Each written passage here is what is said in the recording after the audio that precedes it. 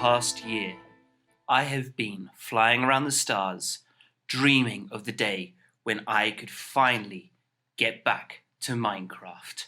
And here I am, and it's 1.16 time, and the hype is real, especially for me around this block, the target block. As soon as I saw this, my mind started racing with the mini games that can be created. So today we're going to take a look at this block, and we're going to take a look at 3 fantastic mini games that I've come up with that use the new properties of this block and were previously not possible within Minecraft. So let's get into it. So first, I want to take a quick look at the target block.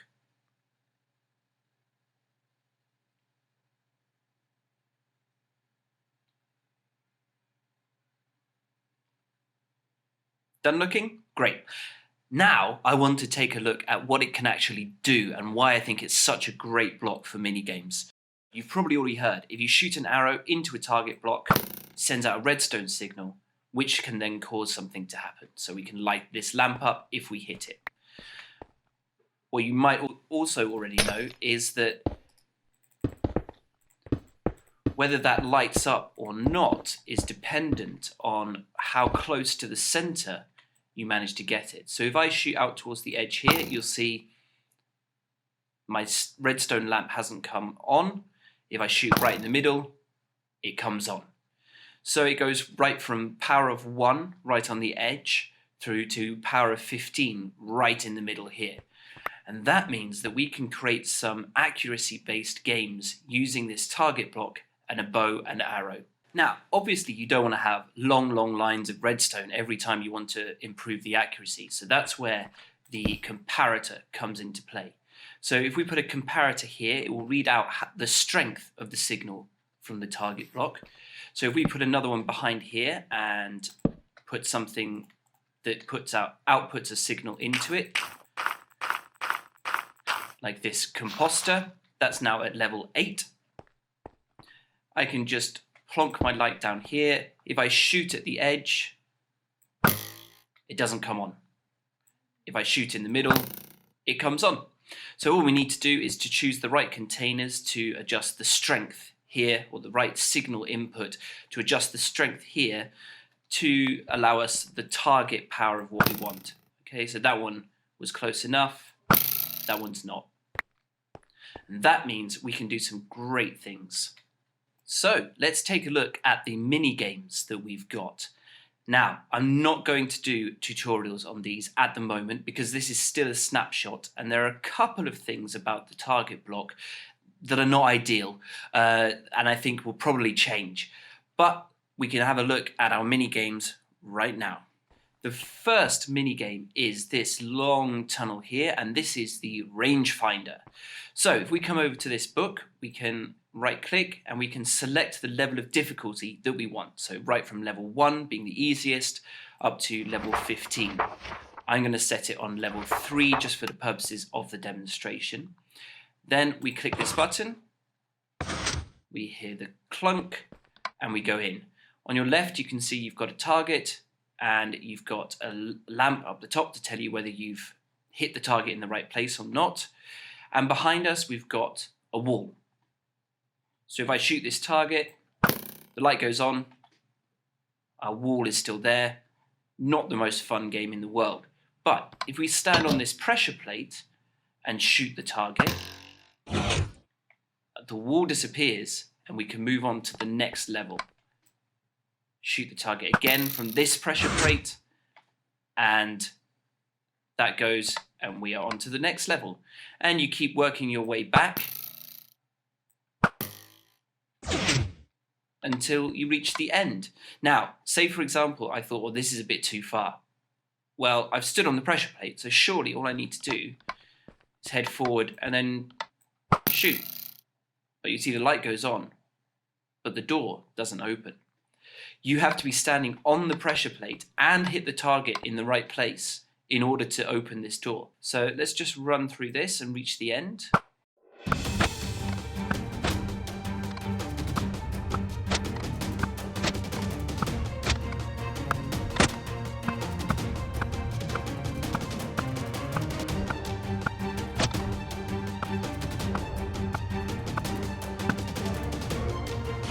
that obviously went pretty well. Too easy, right? Too darn easy.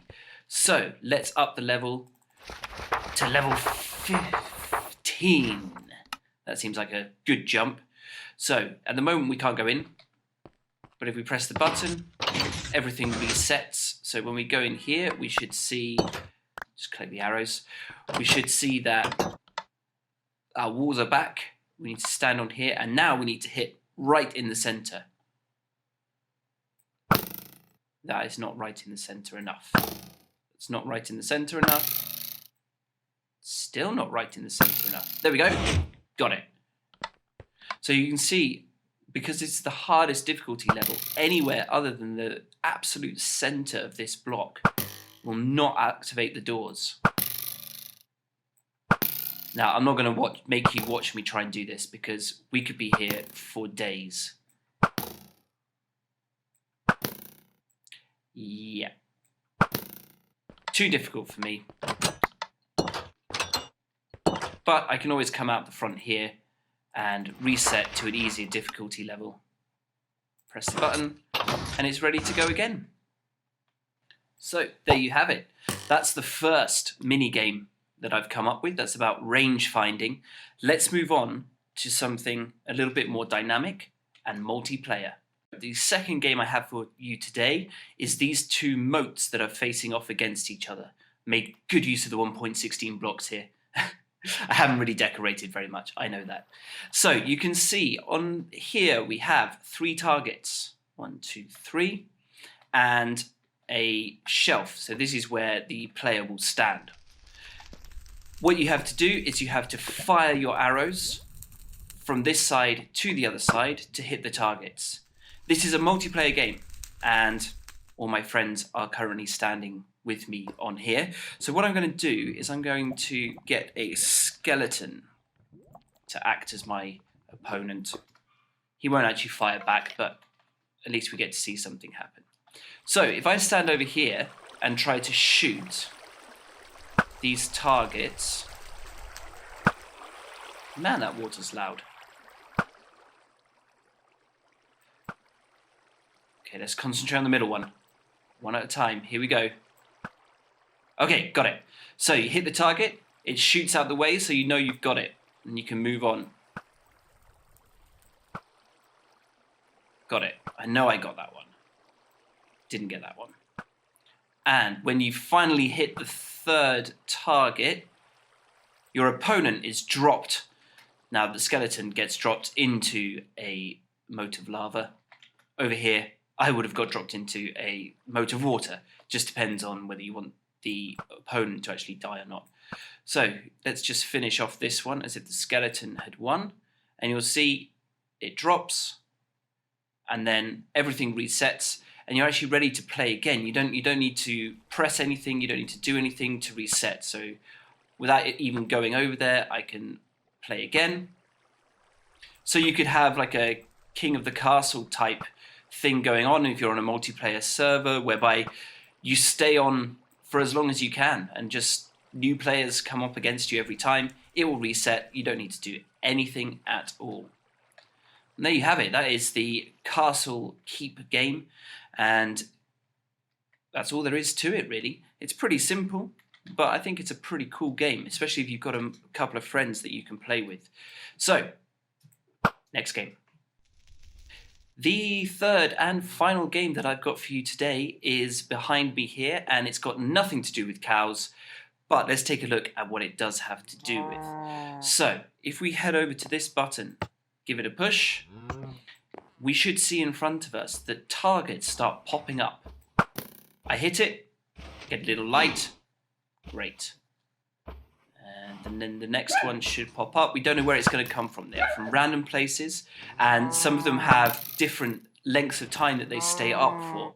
So you've got to stay on your toes. This game will test your reactions. And your nerves if you've got cows.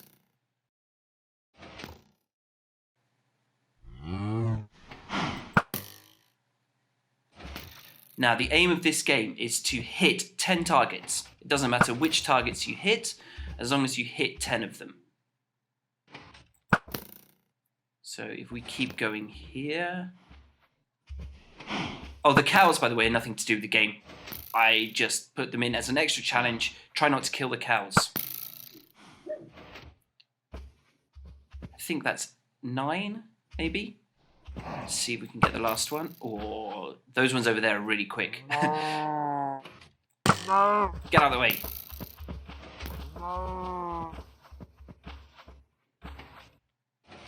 Well, that's not fair, is it? Get out of the way. Wow, the cows are annoying. And there we go, that's 10. I get a firework display, everything lights up, and the whole system resets. So all I need to do now, if I was in survival, would just be to go and collect my arrows. Can't get the ones right at the back. I can press the button again and play again, and you'll find it's pretty addictive. Now this game, you can also change some of the settings, but it's a little bit more involved. You kind of have to do it when you make it. So you can change how regularly the targets pop up behind me there. You can also change how long they stay up for. So you saw that some of those are pretty quick and some of them are quite slow. So you can fiddle around with that. As I said, this is not going to be a tutorial. I think there's going to be some changes, especially around the way they behave when moved by a piston. At the moment, if you retract a target block whilst it's active, so after it's just been hit, within the first second after it being hit, it retains the redstone output value. And that's a bit annoying for some of these games. So I think that that's probably going to change. So I'm going to hold off and wait to see what happens in future snapshots or the final release. And then I will make a tutorial. But for now, there you have it. We have 3 mini games using the new target block. Hope you enjoyed the video, and I'm really happy to be back. It feels like so long since I've made any videos. So I'm going to try and make some a little bit more regularly. Basically, my kid is grown up a little bit. He's now just turned a year old, and it gives me a little bit more time to get things done. So with that said, I will say goodbye for today and see you in the next one.